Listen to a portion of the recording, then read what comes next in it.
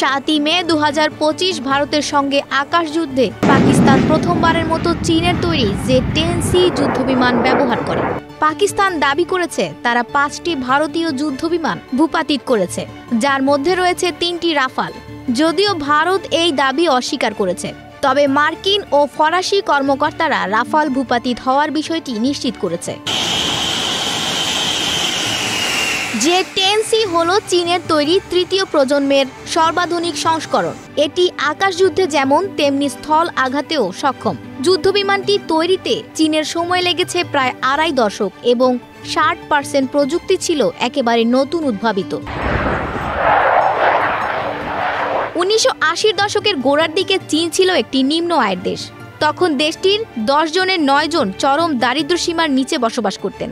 দেশটির বর্তমান যে শিল্প খাত, তখন সেটির অস্তিত্ব ছিল না বললেই চলে। কিন্তু কোনো প্রতিবন্ধকতা আধুনিক চীনের রূপকার দেং জিয়াওপিংকে দমিয়ে রাখতে পারেনি। 1980-র দশকে তার নেতৃত্বে শুরু হয় দেশীয় যুদ্ধবিমান তৈরির উদ্যোগ।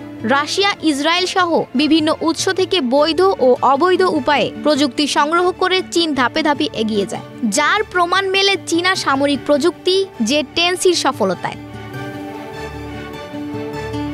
পাকিস্তান হলো চীনের বাইরে একমাত্র দেশ যার কাছে রয়েছে J-10C। অনেক বিশ্লেষক মনে করেন এই বিমান এখন পশ্চিমা বিশ্বের F-16 বা রাফালের সমকক্ষ। ভারতের মতো শক্তিশালী প্রতিপক্ষের বিরুদ্ধে এর সাফল্য চোখে পড়ার মতো। বিশেষজ্ঞদের মতে ভারত হয়তো তাদের রাফাল যুদ্ধবিমানের ক্ষমতা অতি মূল্যায়ন করেছে কিংবা চীনা যুদ্ধবিমানগুলোকে অবমূল্যায়ন করেছে। তবে ভারতীয় বিমান বাহিনী IAF এখনো কোনো যুদ্ধবিমান হারানোর কথা স্বীকার করেনি। এই যুদ্ধবিমান এতটাই সক্ষম যে ফরাসিদের থেকে নেয়া ভারতের বহুমুখী যুদ্ধবিমান রাফাল ভূপাতিত করতে সফল হয়েছে। যে রাফাল কিনা বিশ্বের অন্যতম উন্নত ও 4.5 প্রজন্মের বিমান হিসেবে পরিচিত। ভারত 2020 থেকে 2022 সালে এই বিমানগুলো সংগ্রহ করেছিল। এটি এখন IAF এর আকাশবহরের সর্বোচ্চ শক্তির প্রতীক। আফসানা ভুইয়া, প্রবাস খবর।